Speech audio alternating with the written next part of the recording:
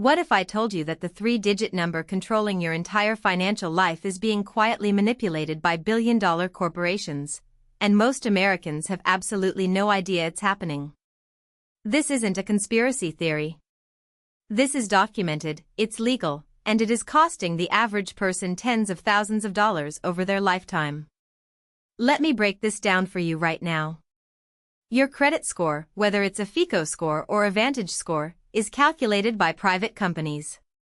FICO was founded in 1956, and today their scores are used in over 90% of lending decisions in the United States. But here's what nobody tells you. FICO is not a government agency. It's a publicly traded corporation on the New York Stock Exchange, ticker symbol FAIR. They sell your score to lenders, and they also sell score improvement products directly to consumers.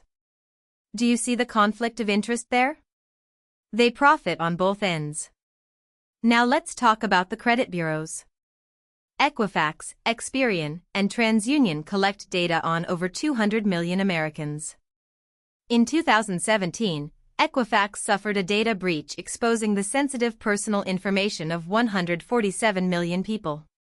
They paid a settlement of $575 million to the Federal Trade Commission. That's less than $4 per person whose life was put at risk. And your credit file is still sitting in their servers right now, whether you consented to it or not. Here's where the manipulation gets really interesting. A 2019 study by the Consumer Financial Protection Bureau found that 26 million Americans are what they call credit invisible. They have no credit history at all, which means they cannot access loans, mortgages, or even certain jobs.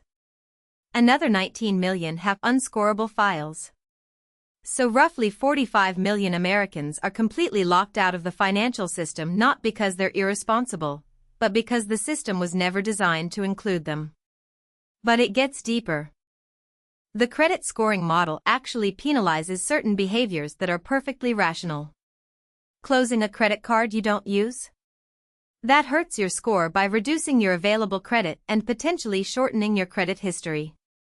Shopping around for the best mortgage rate? Multiple hard inquiries can ding your score, even though you're doing exactly what a financially savvy person should do. The system essentially punishes smart financial behavior. And then there's the utilization ratio game. Experts tell you to keep your credit utilization below 30%. Some say below 10% for the best scores. But here's the catch. Credit card companies report your balance to the bureaus typically on your statement closing date, not your payment due date. So even if you pay your bill in full every single month, if you spend heavily that month, your utilization looks high to the algorithm. You're being judged on a snapshot, not your actual behavior. A 2021 report from the National Consumer Law Center found that credit report errors are shockingly common. 1 in 5 Americans has an error on at least one of their credit reports. 1 in 20 has an error significant enough to cause them to be denied credit or pay higher interest rates. When you're paying a mortgage, a difference of just 0.5% in interest rate due to a score error can cost you over $30,000 on a 30-year loan. That's a real estate down payment, gone because of a data entry mistake at a company you never hired. Here's the practical reality. You are legally entitled under the Fair Credit Reporting Act to dispute any inaccurate information on your credit report for free. You can get your free reports at annualcreditreport.com, the only federally authorized site. Check all 3 bureaus because each one can have different errors. If you find a mistake, send a dispute letter via certified mail, not just through the online portal, because certified mail creates a legal paper trail that online submissions don't. Also consider freezing your credit at all 3 bureaus if you're not actively applying for credit. Since 2018, this is completely free thanks to the Economic Growth, Regulatory Relief, and Consumer Protection Act.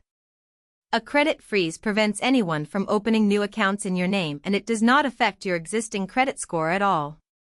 The credit system is not neutral.